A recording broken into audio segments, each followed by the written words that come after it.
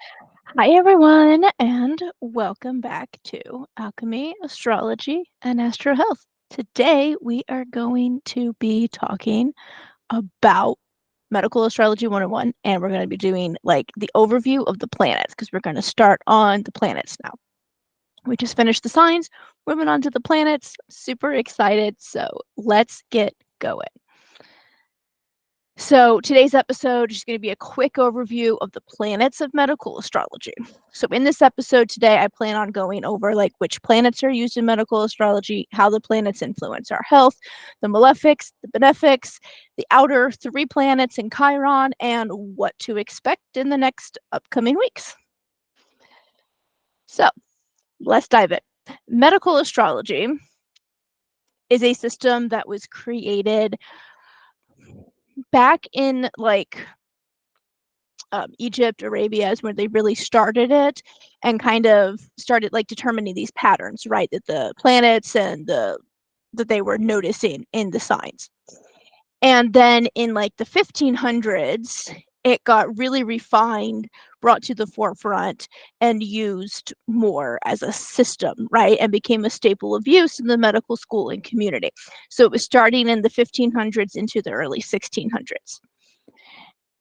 And it was really like filled out then and really became what we know the system as today. It started off a little more rudimentary, and then as they learned more, right, then it turned into what it is now, which is usually how it goes with things like this. Because of when it was designed, though, right, when this was started, we only knew of a few of the planets compared to what we know today, right? They could only the ones they could really see with like their naked eye, or once telescopes were invented, but the ones they could initially see. So like this means that the main planets then, right, are used in medical astrology are the outer 7 planets.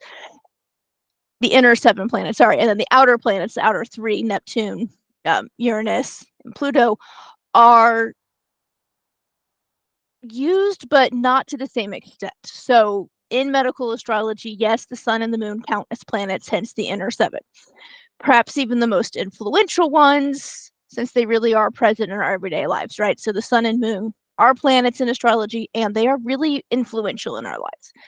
The main planets that I use and that are mainly used in medical astrology in general, from my experience, is the sun, the moon, Mars, Venus, Saturn, Jupiter, and Mercury.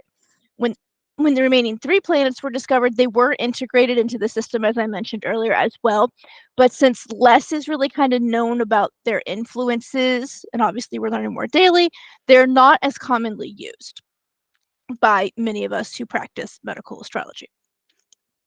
The remaining 3 then, Uranus, Neptune, Pluto.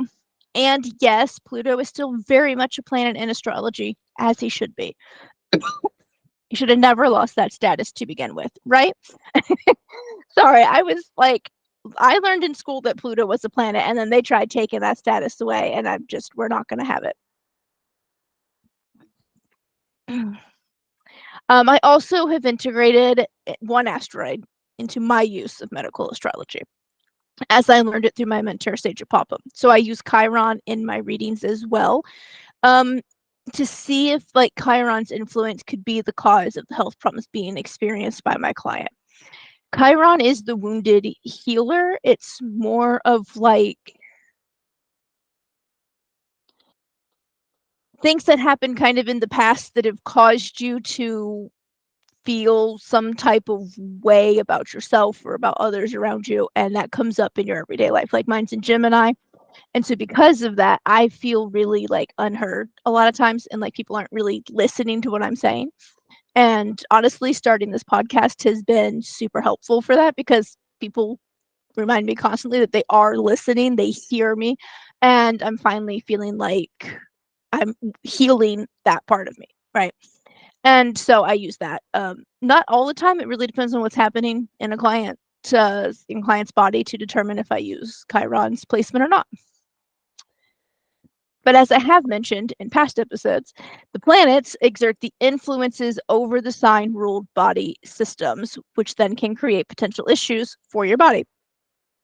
So the influence of each planet is different, yet similar in some cases, and some are strong enough to really influence everything around them as well. So we're going to start with the most important planet, which is the sun. The sun is our life force, our vitality, our life battery, if you will.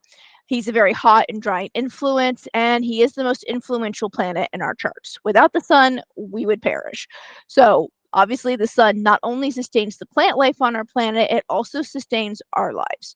Our bodies use the sun to convert cholesterol into vitamin D to regulate our hormones and some neurotransmitters. It helps regulate our sleep cycles, and it brings balance to many functions in our body.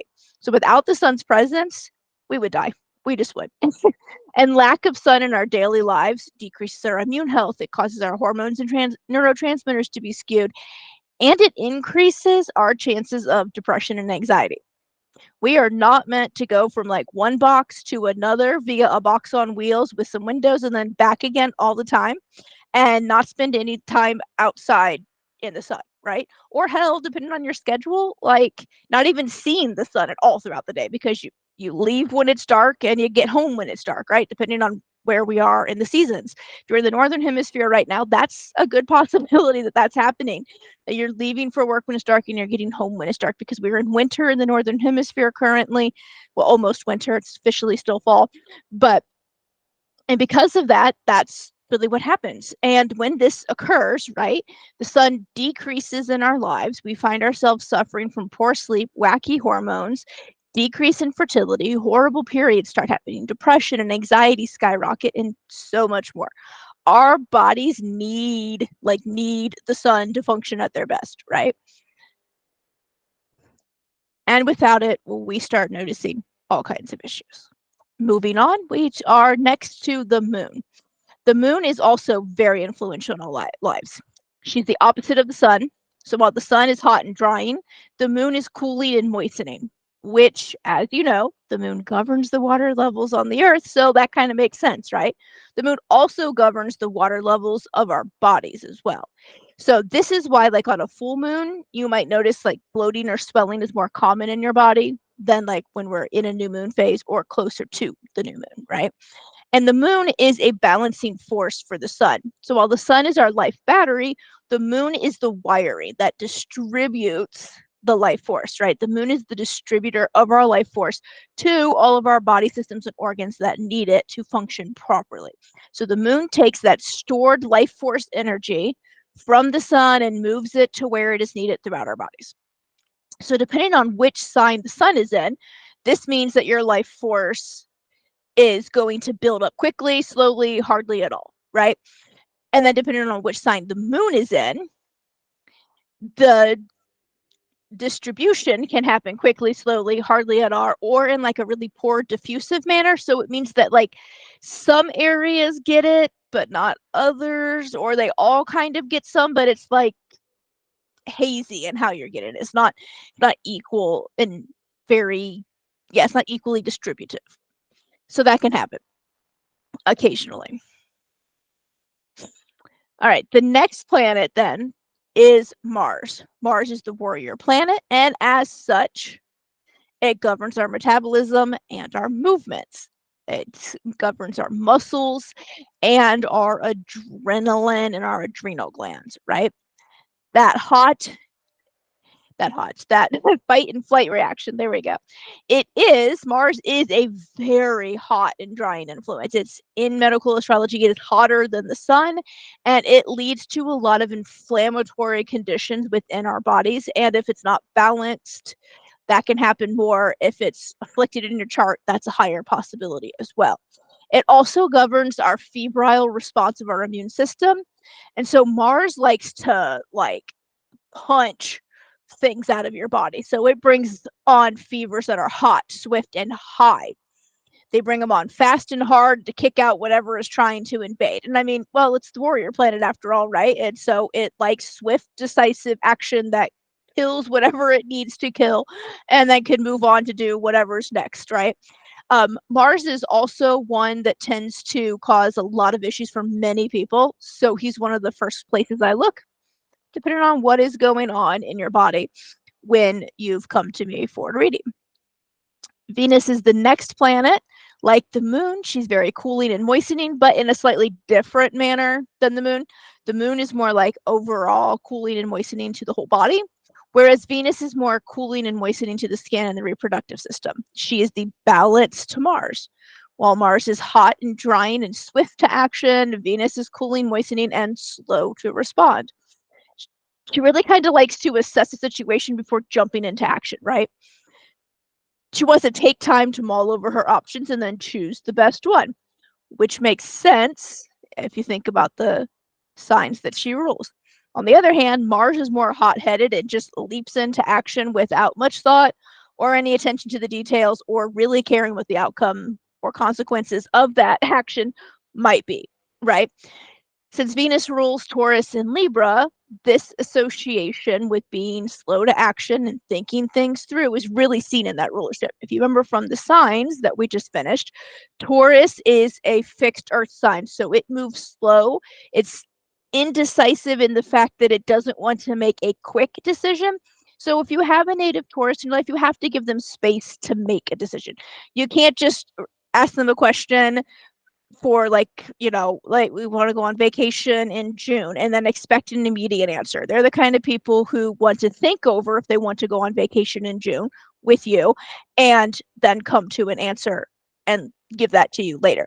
So they're slow to respond in that way because they like to think through all of it. Libra, on the other hand, is very indecisive because they're the balance, the sign of balance, and they like to think every angle of every situation through before they decide if it's something that they want to move on to or not, right? So they're indecisive in a different way than Taurus. Taurus just wants to come to the decision if it's really worth getting up out of their beds and their comfy clothes and their house that they love, right? Because they're home bodies, to go on a vacation with you. Is that time with you worth it to them? Libra, on the other hand, is like, okay, well, if I do go, then this is what might happen, and this is what could happen. But if I don't go, then this could happen. And will they still be my friend if I don't go? But what if I do go? Will we still be friends? What if we get in a fight? And they go through so many scenarios in their heads that it takes them forever to make a decision. And sometimes with the Libra, you have to push them to make that decision. You push a Taurus, your answer is always going to be no. You push a Libra, you might get some action. Yeah, Taurus really just likes to take 900 years to make a decision on something. I have 2 Taurus kids. Let me tell you, that's 100% true. And Libra really likes to mull over the choices and possibilities. Ultimately, also taking 900 years to come to a decision, but for a different reason. I say this, though, as someone with 2 Taurus children and a bunch of Libra friends. So, I love you guys. It's just, it is who you are, and that's okay. The next planet that we move on to is Saturn. Saturn is a very constrictive, restricting force on the body. It's a very cold planet, and it brings a lot of coldness as well as dampness in a way, but more because it's like trapped dampness, stagnation, right? Constricting, that's keeping fluids in places that they shouldn't be. So this means when it's very constrictive, restricting force, right, that it really likes to cause issues with blood flow and nutrients and energy getting to the body in whatever areas the sign it is in governs. Unfortunately, Saturn's not really content with just staying right there and stopping that and just being like, this is it. It likes to also influence the planets next to it, the planets adjacent to it, and the planets across from it in your chart. So he's kind of like the bully of medical astrology in a way. Saturn just wants everyone to know like how powerful and strong he is. And while he's named after the Roman god Saturn, who was the god of agriculture, harvest, abundance, that kind of stuff, we see the influences here being a bit harsh sometimes, though the abundance part makes sense, right? Saturn has an abundance of energy that it wants to just share with everybody around them. And yeah, it can be a bit rough. This is one of the other places where I see a lot of issues. While Mars is the seat of like inflammation in the body, Saturn is like the seat of chronic health conditions. It causes chronic issues because it constricts and restricts the blood flow with the nutrients and the energy to the areas for so long that eventually dis-ease and imbalance happens, and then things start breaking down. But by the time you get a symptom sometimes that things are happening, it's been going on for so long and your body can no longer compensate, that now you are suddenly very sick and it feels like it just happened, you know, even though it's been years in the making. On to Jupiter now. Jupiter is the gas giant planet. It's always expanding and wanting more and more.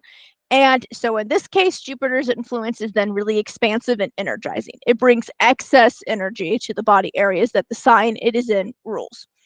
Jupiter's motto is too much of a good thing is never too much.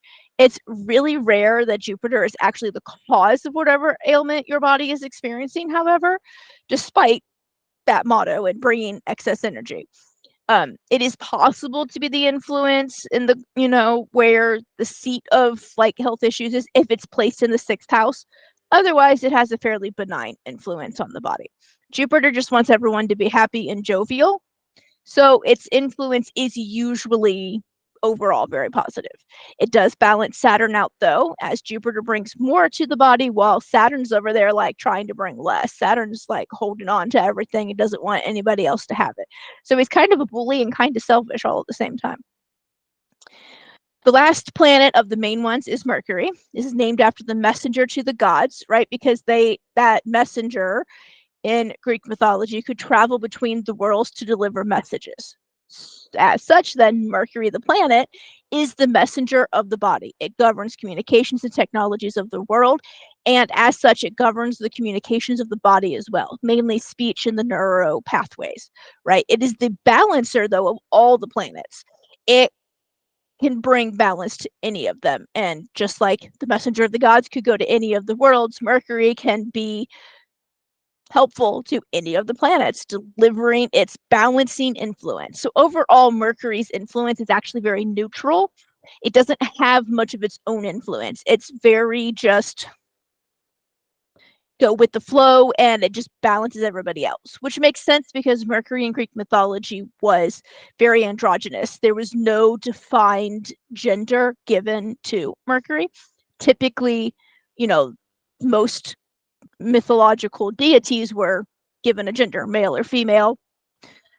In Mercury's case, there was no gender assigned. And so, because of that, being a gender neutral deity, that continues as now it's a gender neutral planet. And not only gender neutral, because planets don't actually have genders, right? But its influence is very neutral and it just balances everything else. And what I mean by gender neutral planet is, like I said, the other planets are associated with genders, but Mercury is not. And it brings that influence to the body. So Mercury is a really great planet to look at when wanting to bring balance to an afflicted planet. Increasing Mercury in a chart is rarely a bad idea, though it can be, because they can also have some, it can be afflicted, right? So if it's afflicted, bringing more may help. If it's not afflicted, bringing more may or may not help. It's rarely a bad idea to add more like Mercury governed herbs to a formula or anything like that to bring that balance that you're looking for, and also to increase the communication pathways in the body, right? But if you have someone who's like highly anxious all the time and that's what they're coming to see me for, increasing Mercury, which typically, you know, because it governs the neuro pathways of the body and the nervous system, right? Because it rules Gemini, which co-rules the central nervous system with Sagittarius, then that can lead to increasing anxiety, right? Which is what we're not trying to do. So again, it's all in looking at what's going on in the whole chart and not just that individual planet. And then let's move on to the next section. There are some classifications to the planets that we like to use in medical astrology. And by this, I'm talking about malefic and benefic. So a malefic is a planet that exerts a more negative influence over the body, while a benefic exerts a more positive influence over the body. And we have two of each. So the malefics are Saturn and Mars, with Saturn being the great malefic, and the benefics are Venus and Jupiter, with Jupiter being the great benefic. So when looking at a chart, I always look at the malefics first to see what is happening with them, how they are exerting their influence, and then I follow it by the Benefics to see if they're in a position to balance that energy out or not. If they are, then it's possible that that is not the problem because they're balancing each other out. Or it's possible that one of the benefics is being afflicted, so its balancing influence is not as strong, and then we need to increase those in someone's chart by using the Venus or Jupiter ruled herbs to do so in a formula.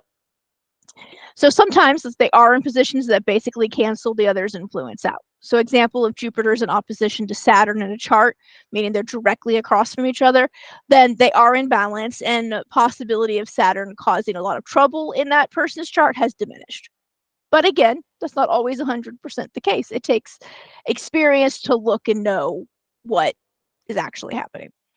So let's go on to the last three planets, the outer planets. These are Uranus, Neptune, and Pluto. These are the ones that are not as often used in medical astrology. I know some medical astrologers that never touch them at all, and I know some that use them occasionally, like I do. Uranus is the rebel planet and is responsible for the electrical system of the body, which we can see at times liking to rebel against the norm, right? Hence, like heart palpitations or feeling like weird zaps from things, seizure disorders, things like that. Neptune is considered the great dissolver, so it likes to diffuse the energy in whatever body systems are governed by the sign it is found in.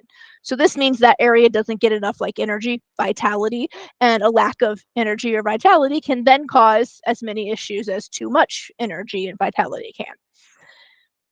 Pluto is the planet of mystery, transformations, death. It rules Scorpio, which makes completely tons of sense when you know that.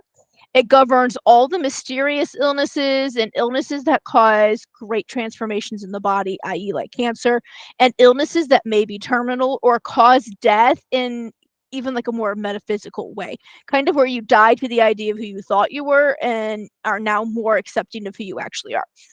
And that can be even like an actual physical way, like you've had some sort of incident or accident that has left you with, let's say, the inability to walk anymore, and now that has to change the perception of like who you are, right, in your own mind, because you used to be the person who, let's say, you played, soccer or football all the time, right, and now you're in a wheelchair and you can't do those, so who you thought you were has got to die so you can become whoever you are now in this new body. So that's what I mean by that. So if anyone has anything that's like extra weird happening in their body, I look to see what's going on with Pluto, because Pluto is usually the one causing those issues. Neptune is also the planet of addictions. And so if anybody comes to me and is struggling with any kind of addiction, I mean, any kind, it doesn't have to be just substances or alcohol, I look there to see what's going on with it. And by balancing that out, a lot of times those addictions will either disappear altogether or become much more manageable in a way that makes it possible for a person to become sober and stay sober, right? So just an FYI, if you're struggling with some addictions, that's something else that medical astrology can help you with. So Chiron is the point in the chart in regular astrology, like I said, that's considered the wounded healer. So this area is like one of our greatest pain points, usually from childhood, that needs to be healed in order to bring transformation to our lives in some way. In medical astrology, it is the area where the greatest health issues may lie, or the areas of like your life that may need the greatest attention to repairing in your life. So for example, if it's in Cancer in your chart, the greatest areas that need attention to repairing or that caused the most wounding in your life would be family related, specifically your mother. Your greatest health issues could be stomach issues, fertility issues, reproductive issues of some other kind, mucous membrane issues. So I really look here when someone is having a very difficult time with like healing whatever's going on, right? To see what needs to be worked on in like a spiritual, emotional, and mental level to start bringing that healing to their bodies, because this can be an area that really gets stopped up with energy flow going to it for an unnecessary reason, if that makes sense. Like we're putting all of our energy and effort into being worried about in my case, like no one actually hearing me. And I'm spending so much time about that I've forgotten about the other parts of me that are so fabulous and that people do want to hear what I'm saying, right? And we forget that. And then I forget, like on a more like physical health level, I forget to pay attention to, what my body is saying, and I forget to listen to my own body. And so I need to work on that part, right? The healing of that part so that I can focus more on the healing of the other parts of me as well. So really over the next few weeks in this series, we're going to deep dive into each planet and Chiron and see how those influences are possibly affecting your life, how we balance them out, herbs that are governed by them to help with that, the positives and negatives to each one, and so much more. I am so excited to jump into this series, and I hope that you are equally excited to hear it. So what planet are you most excited to hear about? Let me know in the comments or email me at info@atlaastrology.com. Join the Discord channel and tell me there, the Astro Connection community, and let me know over there. But which planet are you most excited to hear about? Most people tell me they're interested in the sun because we all know our sun signs, right? And that makes it easy and more relatable. If that sounds like you want to know more about your sun sign and your health, download my free ebook and at the link in the show notes. And until next time, love and light.